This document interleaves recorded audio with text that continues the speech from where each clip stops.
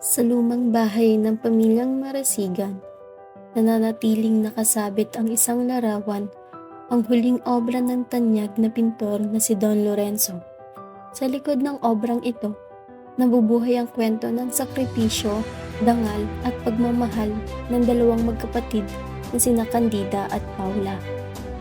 Napilit ipinaglalaban ang alaala ng kanilang ama sa gitna ng pagbabago ng panahon.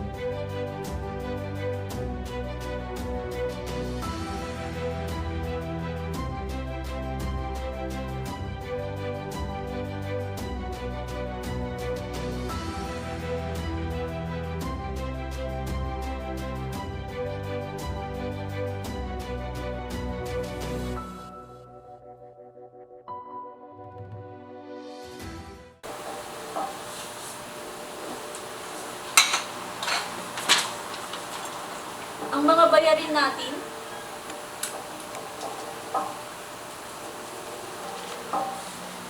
ito yung mga bayarin sa gas, kuryente, at sa pandoktor.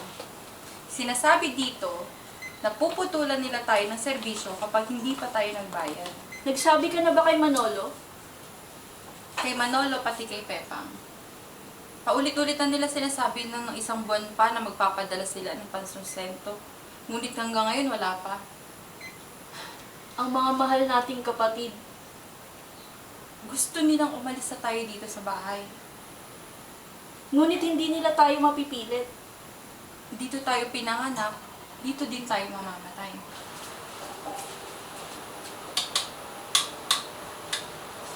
Candida, walang kuryente. Subukan mo muna ulit. Ilang beses ko nang sinubukan ng sinubukan. Subukan mo sa iba pa ng hagdan, susubukan ko dito sa kusina. Nasubukan ko na rin doon. Paula, hindi tayo naputulan ng kuryente. Naghahanda lamang sila sa paparating na giyera.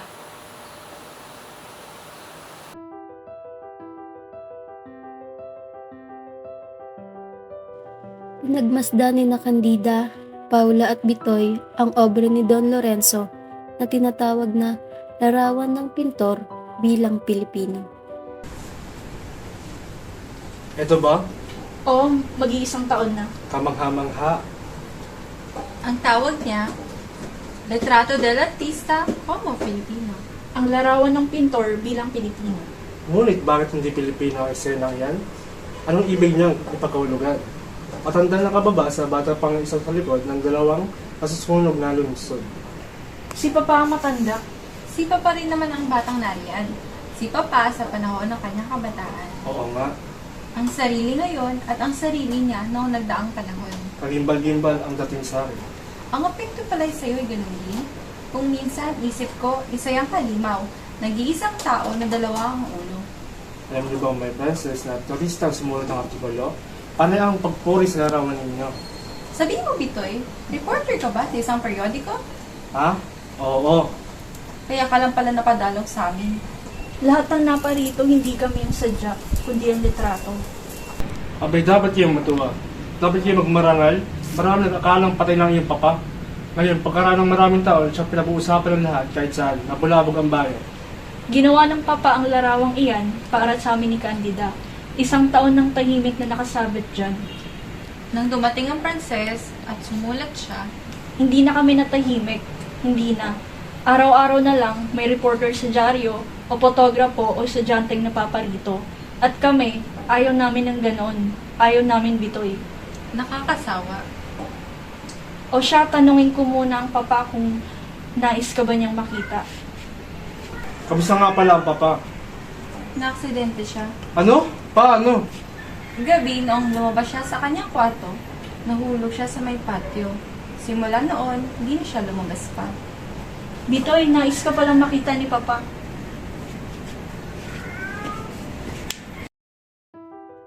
Nag-usap sina Manolo at Pepang tungkol sa bahay ng kanilang ama at sa planong paalisin sina Candida at Paula. Paniguradong namamalengke ang dalawa. Kailangan natin silang makausap. Nangako kang magmamatigas. Nasaan si Don Perico? Nasa kwarto pa sila ni Papa, nag-usap silang dalawa. Siguradong papakinggan nila Candida. Dahil senador siya. At dahil puweta at ninong din nila ito, kailangan natin silang magpaalis sa bahay na ito. Meron na akong buyer eh. Sinabi ko na sa'yo, ako ang may buyer eh. Huwag kang mangailam, ako magpanganay ninyo eh. Nga pala, paano nga pala mga muebles? Sa akin ang aranya at mga mesa. Paghatian natin ng kubyatos at mga plato. Bakit ba? E di kunin mo na lahat. Sa'yo na rin ang swelo, pati ang mga hagdanan. Sama mo na rin ang dingding, pati ang bubong. Sa'yo na lahat. Pag-aawayan pa natin ng mga silya. Kung maglabas ng mga gamit dito nang walang permiso. At bakit kailangan ko ng permiso mo? Sino ba nagbayad sa bahay nito sa loob ng 10 taon? Kung hinayaan kitang mag-isa, matagal lang namatay si Papa Sagnito. Yang na nga ako sa asawa ko eh. Panay ang tanong kung bakit hindi ikaw ang nag-aasikaso kay Papa at sa mga kapatid. Oh, nandiyan na sila. Kung gusto mo, dumito na rin muna sila. Wala na tayong pang sustento. Wala na? Meron man o wala, hindi yan ang pinag-uusapan. Hindi na ako sa bahay na ito. Ako rin, naaminin ko. Sa'yo titira si Candida, sa akin si Paula. Sa'yo na rin si Papa. Kawawang Tanggita at Paula. Matagal na rin naman natin silang sinusustentuhan. Hinarap ni Candida at Paula ang kanilang mga kapatid upang ipaglaban ang kanilang desisyon. Narinig niyo ang sinabi ni Don Perico, pero hindi pa rin kami aalis sa pamamahay na ito. Mananatili kami sa tabi ng papa. Paula, totoo ba ang chismis? Anong chismis? Na nahuhumaling si Paula sa binatang mga masira. Ano? Mga walang pinag-aralan. Kayong dalawa, hindi ba kayo nag-iisip? Nako, alam ko na kung bakit nagkakasakit ang papa. Hindi nyo alam. Wala kayong alam. Hindi namin alam. Anong hindi niyo sa amin? Gusto na ni Papa mamatay. Sinubukan niya magpatiwakal at tumalon sa balkonahe. Diyos ko, at bakit? Hinarap namin siya. At sinisi sa aming paghihirap. Sayang ang husay niya sa pagpipinta. Bakit di na lang siya gumaya kay Don Carico? E di sana nakapangasawa kami ng mahusay at umayos ang aming buhay. Anong sinabi niyo? Wala. Anong ginawa? Pininta ang larawan at binigay iyon sa amin. Para inyong ibenta at magkapera. Ang larawan ng inyong pag-asa. Kailangan yung mailayo kay papa. Hindi siya gagaling kapag narito kayo. Dadalhin siya sa ospital at sa amin kayo titira. Tinalikuran namin siya, tulad ng pagtalikod niyong dalawa. Hihingi tayo ng tawad, tayong apat. Tara na, Pepang. Itsasayang lang tayo ng oras. At matapos ang digmaan, sina Don Lorenzo, Candida at Paula ay pumanaw dahil sa gera. Nanatiling nakasabit ang larawan ng pintor bilang Pilipino, hindi lamang bilang obra, kundi bilang paalala ng pag-ibig sa pamilya, katapatan sa sarili at pagmamahal sa pagka-Pilipino. Sa gitna ng kahirapan at pagbabago, ipinakita ni Candida at Paula na ang tunay na kayamanan ay hindi nasusukat sa salapi, kundi sa dangal at puso ng isang Pilipino.